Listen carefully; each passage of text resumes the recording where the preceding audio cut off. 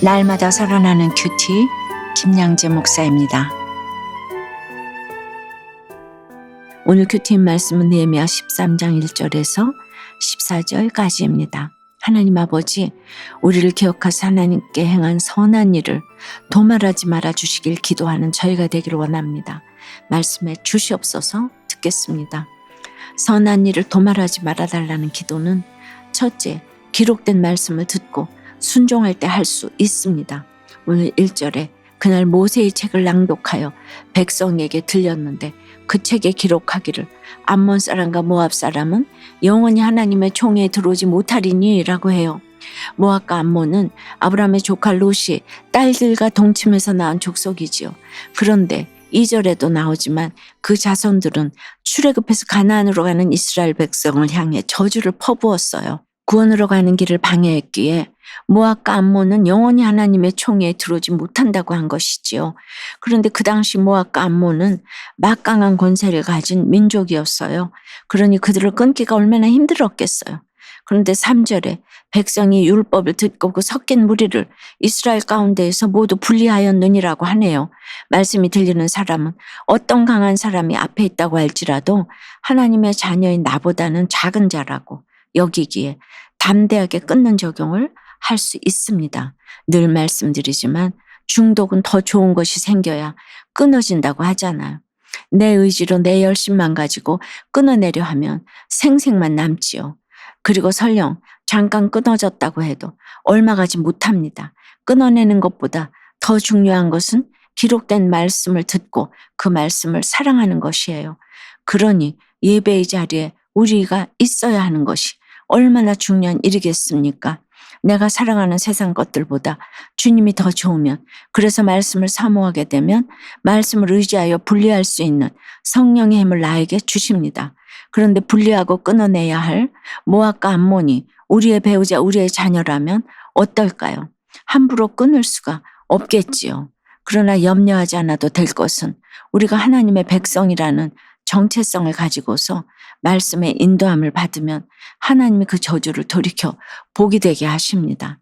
구원 때문에 먼저 내 속에 모압과 암몬을 끊는 적용을 하며 십자가를 길러놓고 걸어갈 때 주께서 역사하실 줄 믿습니다. 적용 질문 드립니다. 분리해야 할 내 속의 모압과 암몬은 누구 혹은 무엇입니까? 저주를 돌이켜 복이 되게 하시는 주님을 만난 적이 있나요? 선한 일을 도말하지 말아달라는 기도는 둘째, 근심하며 내 욕심의 세간을 내던질 때 할 수 있습니다. 4절 5절에 보니 이전에 하나님의 전의 방을 맡은 제사장 엘리야십이 도비아 지방과 혼인을 맺고서 그를 위해 큰 방 하나를 내주었다고 해요. 그 방은 원래 소재물과 유향과 그릇 11조로 주는 곡물과 새 포도주와 기름, 또 제사장들에게 주는 거제물을 두는 곳이었어요. 도비아가 누굽니까? 성벽을 짓는 동안 이스라엘을 계속 괴롭히고 음모를 일으키던 장본인이잖아요. 늘 우는 사자와 같이 삼킬 자를 두루 찾는 사탄의 하수인으로 대단한 지위와 권세를 가지고서 예루살렘 공동체를 무너뜨리려고 한 자예요. 6절 7절에서 느헤미야는 그때에는 내가 예루살렘에 있지 아니하였느니라고 해요.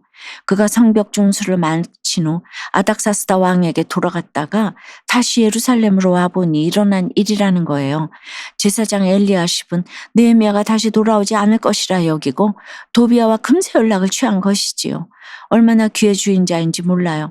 이에 느헤미야는 8절 9절에서 내가 심히 근심하여 도비아의 세간을 그 방 밖으로 다 내어 던지고 명령하여 그 방을 정결하게 하고 하나님의 전의 그릇과 소재물과 유향을 다시 그리로 들여 놓았느니라고 합니다. 이처럼 우리도 하나님의 말씀에서 벗어난 일을 보면 심히 근심할 수 있어야 해요. 그리고 세상 세력인 도비아의 세간도 다 내던질 수 있어야 합니다. 진정한 회개에는 적용이 따르지요. 근심만 하고 그치는 것이 아니라 내 속에 그득한 욕심을 과감히 내던지고 다시 하나님의 전의 그릇과 소재물과 유향을 들여 놓아야 합니다. 그런 다음에 우리가 주님을 위해서 한 선한 일을 도말하지 말아달라고 기도할 수 있는 것입니다. 적용해 보세요. 악을 행하고자 기회를 엿보는 일은 무엇입니까? 과감히 내던져야 할 내 속에 도비아의 세간은 무엇이고 다시 들여놓아야 할 하나님의 전의 물품은 무엇입니까? 집안이 망하고 아버지가 돌아가시는 사건으로 주께 돌이켜 온전한 11조를 회복하게 되었다는 한 성도님의 큐티인 묵상 간증이에요. 믿음의 가정임에도 저희 부모님은 돈이 모든 걸 이루어준다고 생각하셨어요. 그래서 저 역시 헌금을 많이 하면 하나님이 돈을 많이 벌게 해주시리라 생각했지요. 그런데 아버지 회사는 IMF 외환 위기 때 부도가 났어요. 당시 20대 중반이던 저는 아버지는 장로로 헌금도 많이 하시는데 우리 집에 왜 이런 불행을 주시나요 하며 하나님을 원망했습니다. 그리고 법정 관리만 잘 받으면 돼 하시는 아버지 말씀만 믿고 남은 재산마저 탕진했지요. 그러나 법정관리 책임자의 탈세와 횡령으로 상황은 더욱 나빠져 저희 집마저 경매로 넘어가고 말았어요. 아버지는 매일 술을 드시다 간경화와 위암으로 60대 초반에 돌아가셨습니다. 제가 정신을 차리지 못하니 가정 형편은 더욱 어려워졌어요. 그 무렵 하나님은 저희 부부를 교회 공동체로 인도해 주셨어요. 저는 구속사의 말씀을 들으며 세속적 가치관에 따라 악하고 음란하게 살아온 그동안의 삶을 회개했지요.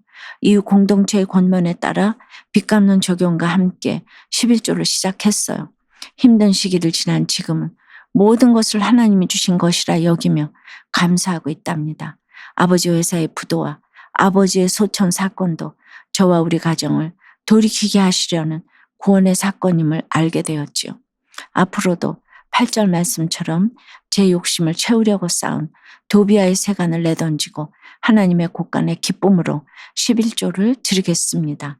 저의 적용은 매달 첫 수입 중에서 헌금을 준비하여 구별된 11조를 드리겠습니다. 자녀들에게 11조는 반드시 해야 한다고 가르치고 본을 보이겠습니다입니다. 11절 이하를 보면 느헤미야가 11조를 회복시키기 위해 도비아를 내쫓고 민장들을 꾸짖고 레위 사람들을 다시 세워요. 바사로 떠난 느헤미야가 다시 돌아와서 개혁을 단행할 때 얼마나 안팎으로 반발이 심했겠습니까? 이 일이 너무 어렵기에 느헤미야는 14절에서 내 하나님이여 이 일로 말미암아 나를 기억하옵소서. 내 하나님의 전과 그 모든 직무를 위하여 내가 행한 선한 일을 도말하지 마옵소서라고 기도하지요. 사랑하는 여러분, 11조는 누구를 돕기 위한 것도 아니고 복 받으려고 하는 것도 아니에요. 모든 것이 하나님의 소유임을 인정하는 신앙 고백입니다. 하나님의 것을 도둑질하면서 복 받기를 바라서는 안 되겠지요.